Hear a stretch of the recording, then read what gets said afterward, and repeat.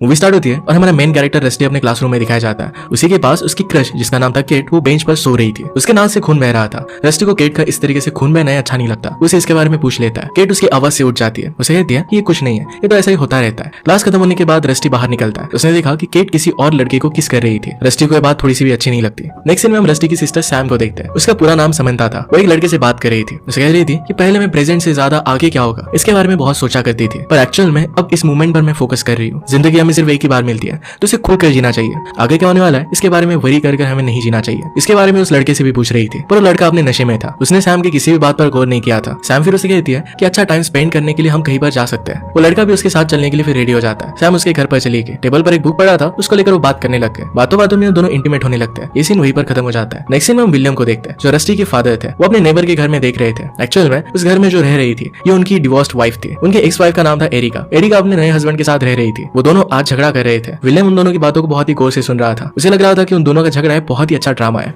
वो भी एक राइटर है तो बहुत ही डीप इसे एनालाइज करता है। उसे लग रहा था कि जब वो अपनी एक्स वाइफ के साथ था तो उसके घर में भी वही चलता था, बस अब मेन कैरेक्टर को चेंज कर दिया गया है। विलियम को बदलकर उसकी वाइफ ने किसी और को डाल दिया। उसकी वाइफ का हस्बैंड जरा यंग था। ये सब सोचते हुए विलियम विंडोज के पास खड़ा था तो अंदर से डॉग उस पर भौंकना स्टार्ट कर देता है। एरिका का हस्बैंड उसे देख लेता है। अपनी चोरी पकड़ी गई तो विलियम जल्दी से वहां से भाग गया। अगले सीन में मॉर्निंग के टाइम पर हम विलियम के घर में रस्टी को देखते हैं। रस्टी किचन में खाना बना रहा था। एक्चुअल में विलियम उसके फादर है। इसके बाद विलियम टेबल पर आते हैं। उनका अब डिवोर्स हो चुका है, फिर भी अपनी वाइफ के लिए कुर्सी रखा करते हैं। उसके लिए वो डिश भी रखते हैं। अब यहाँ पर डोरबेल बजती है। हम देखते हैं कि रस्टी की सिस्टर सैम घर पर आ गई है। दोनों खुशी से सैम का वेलकम करते हैं। टेबल पर सब लोग खाना खाने के लिए बैठे हैं। रस्टी और विलियम के बीच में कुछ बात चल रही थी, पर सैम से अपनी एक्साइटमेंट कंट्रोल नहीं होती। वो उन्हें गुड न्यूज देती है कि उसकी बुक अब पब्लिश होने वाली है। सब लोग इस बात से बहुत खुश हो गए। विलियम भी बहुत बड़े राइटर थे और उन्हें अपनी बेटी पर नाज था। उससे पूछते कि तुम्हारे बुक के पब्लिशर कौन है। सैम बताती कि स्क्राइबनर एक बहुत ही बड़ी पब्लिशिंग कंपनी थी। विलियम इस बात से बहुत खुश हो जाते हैं। इस मूवमेंट को सेलिब्रेट करने की बात करते हैं। रस्टी को पब्लिशर अच्छा नहीं लगता था। सैम उसे कहती है कि तुम्हें कोई उनसे ऑफर आया है। इस बात से रस्टी चिढ़ जाता है और कहता है कि मैं तुमसे कभी भी जेलस फील नहीं करता, मैं सिर्फ अपने ओपिनियन दे रहा था। दोनों की बातों को काटते हुए विलियम कहते हैं कि बहुत ही खुशी की बात है,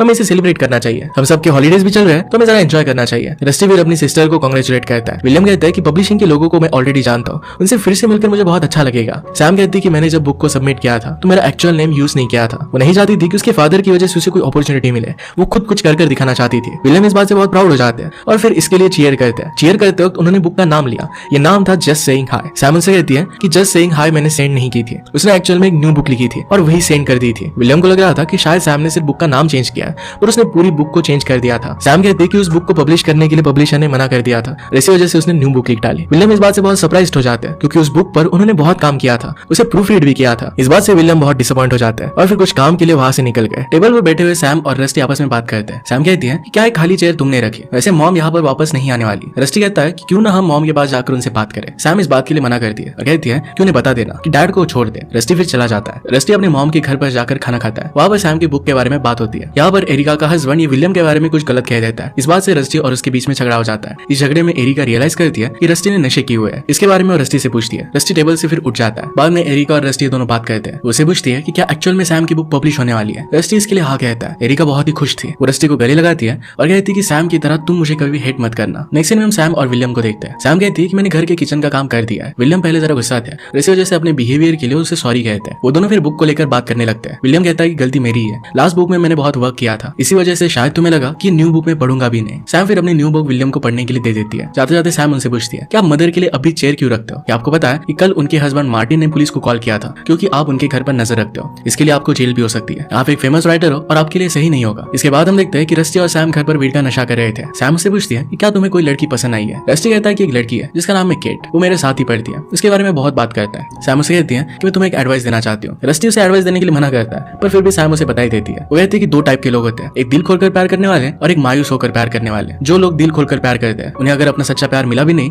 फिर भी फ्यूचर में जाकर उन्हें उनका प्यार मिल ही जाता है। वो उस पर्सन को अपना पूरा प्यार देते हैं। पर मायूस होकर जो लोग प्यार करते हैं वो किसी एक को ही अपना समझ बैठते हैं और आगे चलकर वो प्यार नहीं कर पाते हैं। वो कहती है कि तुम्हें दिल खोलकर प्यार करना चाहिए। सैम को लगता था कि रस्टी बहुत मायूस है। रस्टी को उसकी एडवाइस उतनी ज्यादा पसंद नहीं आती। नेक्स्ट डे रस्टी अपने क्लास में खुद लिखी हुई पोएम प्रेजेंट कर रहा था। इसमें उसने एक एंजल के बारे में लिखा था। पोएम खत्म होने के बाद केट और रस्टी बाहर मिलते हैं। केट ने रस्टी की लिखी हुई पोएम की बहुत तारीफ की। बातों बातों में केट का बॉयफ्रेंड उसे फिर से बुला लेता है। रस्टी को अच्छा नहीं लगता कि केट उसे बात कर रही थी और बॉयफ्रेंड की वजह से उसे जाना पड़ा। नेक्स्ट सीन में विलियम को बाहर बुक पढ़ता हुआ देखता है। वहाँ पर ट्रिशिया आ जाती है। वो विलियम को जल्दी से घर आने के लिए कहती है। उसके पास वक्त बहुत कम था। घर आकर दोनों इंटीमेट हो गए। उसे फिर से नेक्स्ट थर्सडे को मिलने वाली थी, इसके लिए उसे रेडी होने के लिए कहती है। इसके बाद वो चली गई। ये हर थर्सडे को एक दूसरे से मिला करते थे। विलियम घर पर बैठे बैठे रस्टी की जनरल्स पढ़ रहा था। रस्टी ये देख लेता है और विलियम पर गुस्सा हो जाता है। विलियम खुद को प्रोटेक्ट करते कहता है कि मैंने सिर्फ एक ही लाइन पढ़ी थी, मैं फिर रुक गया था। रस्टी पूछता है कि आपको लाइन कैसी लगी। विलियम कहते हैं कि अगर इस लाइन को अपने बुक की तुम फर्स्ट लाइन बना दो तो लोग इसे जरूर पढ़ेंगे। वो फिर उसे उसका जर्नल वापस दे देते हैं। विलियम फिर बैठ कर रस्टी को समझाते हैं, कहते हैं कि तुम्हारी उम्र के लड़के बहुत मजे करते हैं पर अपने गोल को लेकर भी काफी सीरियस होते हैं। तुम हमेशा सिर्फ एक ही लड़की के बारे में सोचते रहते हो, तुम्हें छोड़ देना चाहिए, अपने काम पर ज्यादा फोकस करना चाहिए। इसके बाद हम देखते हैं कि रस्टी और उसका फ्रेंड जॉनसन एक गाड़ी लेकर एक पार्टी में जाता है। वहां पर रस्टी को केट काफी नशे में दिखती है। थोड़ी देर में उसे कमरे से बाहर निकलता हुआ दिखता है। केट का उसके बॉयफ्रेंड के साथ झगड़ा हो गया था। उसका बॉयफ्रेंड उसे जोर से पुश करता है। उसे गिरता हुआ देखकर वहां पर रस्टी आ गया। रस्टी इस बात से गुस्सा हो जाता है। वहां पर लड़ाई कर केट को अपने साथ लेकर जाता है। पैरेलल में हम देखते हैं कि सैम भी अपने फ्रेंड के साथ पार्टी में गई हुई थी। उसकी मदर एरिका उसे फोन पर कॉल कर रही थी पर इसे रिसीव नहीं करती। गाड़ी लेकर केट और रस्टी वहां से निकल जाते हैं। केट कहती है कि मुझे घुटनों पर चोट लगी हुई है, मैं नशे में भी हूँ और इस हालत में अपने घर पर नहीं जा सकती। वो आज रात के लिए रस्टी के घर पर ही रुकना चाहती थी। घर पर विलियम भी ठीक से सोए नहीं होते तो फोन की आवाज से उठ जाते हैं। फोन पर एरिका थी और वो घर के बाहर आई थी। एरिका सैम के लिए बहुत ही स्ट्रेस में थी। वो इसके बारे में विलियम से बात करती है। एरिका को बुरा लग रहा था कि उसकी बेटी ने उसकी लाइफ की इतनी बड़ी बात उससे शेयर नहीं की और उसका कॉल भी रिसीव नहीं कर रही। जिस तरीके से विलियम बिहेव करता है, इस बिहेवियर से भी एरिका बहुत परेशान थी और शायद इसी वजह से सैम उसे नफरत करने लग गई है। एरिका और विलियम में उनके रिलेशनशिप के बारे में बातचीत होती है। उसे कहती है कि तुम्हें अपनी लाइफ में आगे बढ़ जाना चाहिए। विलियम कहता है कि तुम्हारा और मार्टिन का झगड़ा हुआ था, ये बात मैंने नोटिस की थी। एरिका इस बात से गुस्सा होकर वहां से चली जाती है। नेक्स्ट सीन में हम सैम को पार्टी में देखते हैं। उसे लुइस मिलने के लिए आया। लुइस सैम से फ्लर्ट कर रहा था, कह रहा था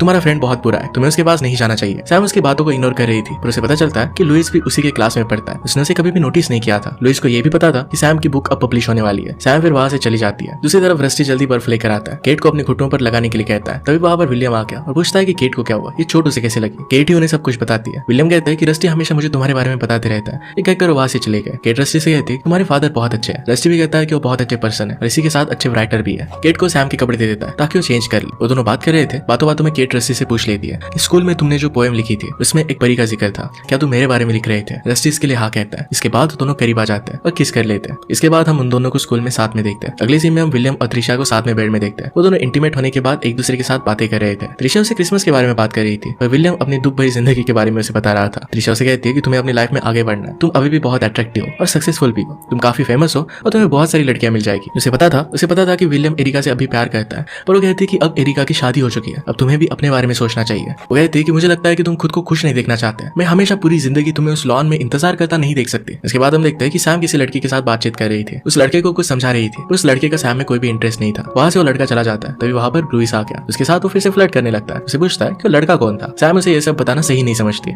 लुइस उसे कहता है कि क्यों ना तुम मेरे साथ कॉफी के लिए आओ। इसके बाद कॉफी पीते हुए अपने फेवरेट बुक्स पर वो दोनों डिस्कस करते हैं। लुइस अपनी फेवरेट बुक बताता है। ये सब डिस्कशन होने के बाद सैम वहां से उठकर चली जाती है। दूसरी तरफ केट रस्टी के घर पर आती है उसे क्रिसमस के लिए विश करने के लिए। वो रस्टी को कहती है कि अब तक मैं किसी के साथ भी इंटीमेट नहीं हुई हूँ। इसके बाद दोनों करीब आ गए और इंटीमेट हो गए। नेक्स्ट सीन में हम सैम को गाड़ी में लुइस का पीछा करते हुए देखते हैं। लुइस की मॉम काफी बीमार थी। लुइस उनके पास बैठकर उन्हें बुक पढ़ा रहा था। ये सब सैम दरवाजे से देख रही थी। लुइस की मॉम ने उसे नोटिस किया। नेक्स्ट सीन में एरिका और विलियम एक जगह पर मिले। एक्चुअल में विलियम सैम के लिए एक लैपटॉप लेने के लिए आया था। वो दोनों मिलकर फिर बात करने लगते हैं। विलियम खुद पर डाउट कर रहा था, कहता है कि मैं कभी भी एक अच्छा राइटर नहीं था, सिर्फ अच्छा रीराइट कर सकता था। एरिका कहती है कि ऐसा कुछ भी नहीं है, तुम हमेशा से एक बहुत ही अच्छे राइटर हो, तुम्हें मेरे पीछे अपना टाइम बर्बाद नहीं करना चाहिए, तुम्हें अच्छे से राइट करना चाहिए। दोनों फिर एक दूसरे से जुदा होते वक्त अपनी यादों के बारे में बात करते हैं। एरिका उसे मैरी क्रिसमस कहकर वहां से चली जाती है। नेक्स्ट सीन हम देखते हैं कि सैम को पता चल जाता है कि लुइस की मॉम को ब्रेन ट्यूमर है। सैम उसके घर पर कॉफी पीते हुए अपनी लिखी हुई बुक लुइस को देती है। लुइस कहता है कि मैं इसे जरूर पढ़ूंगा। नेक्स्ट सीन में विलियम और सैम को किचन में काम करता देखते हैं। वहां पर रस्टी भी आ जाता है। वो कहता है कि मैं केट से मिलने के लिए जा रहा हूँ। उसके लिए दोनों बहुत खुश थे। विलियम भी अब एक न्यू ईयर में अपनी जिंदगी की नई शुरुआत करने की बात करता है। सैम अपने फादर को आगे बढ़ते हुए देखकर बहुत खुश होती है। आगे हम देखते हैं कि रस्टी केट के घर पर पहुंचता है। इसके बाद नेक्स्ट सीन में लुइस और सैम दोनों डेट पर जाते हैं। लुइस सैम से कहता है तुमने प्यार और शादी के बारे में अपने बुक में इस तरीके से क्यों लिखा है। सैम कहती है कि मैंने मेरी मदर को अपने फादर पर चीट करते हुए देखा था, वो किसी और के बहुत करीब थी, उनकी क्या बातें हो रही थी ये सब कुछ उसने सुन लिया था। ये सब बातें सैम के लिए बहुत ही हार्ड थी। इसके बाद सैम और लुइस दोनों गाड़ी में बैठे थे। बाहर बारिश चल रही थी और एक दूसरे का फेवरेट गाने के बारे में वो बात कर रहे थे। लुइस अपना फेवरेट सॉन्ग प्ले करता है। सैम को ये गाना बहुत अच्छा लगा। बातों बातों में दोनों एक दूसरे के करीब आ जाते हैं और किस कर लेते हैं। इसके बाद वो साथ में बहुत सारा टाइम स्पेंड करते हैं। नेक्स्ट हम देखते हैं कि विलियम और त्रिशा डेट पर जाने के लिए रेडी हो रहे थे। विलियम के पास पार्टी में जाने के लिए कलरफुल कपड़े नहीं थे, इसके लिए त्रिशा उसे हेल्प करती है। अच्छे से कपड़े पहनकर वो दोनों डेट के लिए जाते हैं। अच्छा सा टाइम स्पेंड करते हैं। वापस आते हुए विलियम एरिका को घर की विंडो से देखता है। वो देखता है कि एरिका उसकी बुक पढ़ रही थी। वो फिर अपनी रिंग निकाल कर विंडो पर रख देता है। वहां से जा रहा था पर फिर से वापस आता है। नोटिस करता है कि एरिका जो बुक पढ़ रही है ये उसकी ही है, यानी कि विलियम ने लिखी हुई बुक। वो रियलाइज करता है कि एरिका अब भी उसे प्यार करती है। जो रिंग उसने छोड़ दी थी ये फिर से वो पहन लेता है। अगले सीन में हम देखते हैं रस्टी केट को लेकर अपनी मदर के घर पर आता है। वहाँ सब लोग बहुत एंजॉय करते हैं। नेक्स्ट सीन में सब लोग एक पार्टी में दिखते हैं। सैम की बुक पब्लिश होने का सेलिब्रेशन था। यहाँ पर विलियम सबसे अपने बेटे रस्टी और केट का इंट्रोड्यूस करवाता है। सब यहाँ पर बहुत खुश थे। वहाँ पर विलियम और एरिका मिले। एरिका अब भी सैम से ठीक से बात नहीं कर पा रही थी। विलियम एरिका को समझाकर सैम के पास भेज देता है। सैम फिर से एरिका से अच्छे से बात नहीं करती। इस बात से एरिका का दिल टूट जाता है। यहाँ पर रस्टी केट को ढूंढ रहा था पर केट कहीं पर भी मिल नहीं रही थी। रस्टी का बहुत ज्यादा गुस्सा गुस्सा हो जाता है तो सबको पता चल जाता है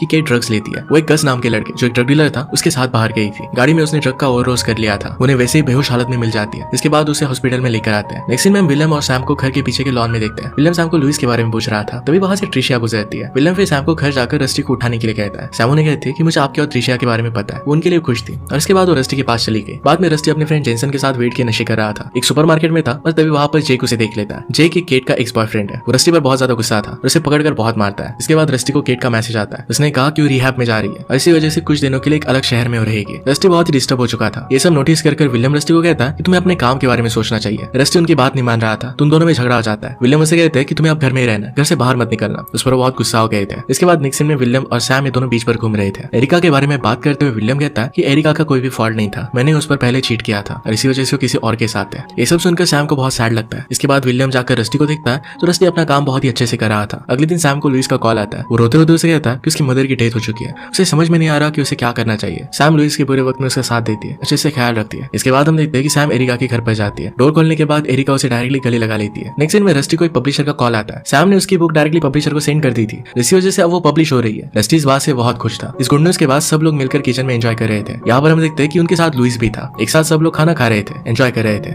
तभी डोर बेल बजती है। डोर पर एरिका आई हुई थी। विलियम उसे देखकर सरप्राइज हो जाता है। एरिका विलियम को उसने जो भी किया था इस सब के लिए माफी मांगती है। विलियम उसे गले लगाकर माफ कर देता है। आज एरिका फिर से उनके पास वापस आ गई थी और सब लोग मिलकर एंजॉय करते हैं। इसी के साथ इस मूवी की एंडिंग हो जाती है। अगर आपको एक्सप्लेनेशन अच्छा लगता है तो प्लीज लाइक और कमेंट जरूर कर दीजिएगा। बहुत सारी मूवीज लेकर आते रहता हूं तो प्लीज चैनल को सब्सक्राइब कर दीजिए और बेल नोटिफिकेशन आइकन दबाना मत भूलिएगा। हम फिर से मिलेंगे और इन मूवी के साथ। तब तक के लिए थैंक यू और आप अपने आप का ख्याल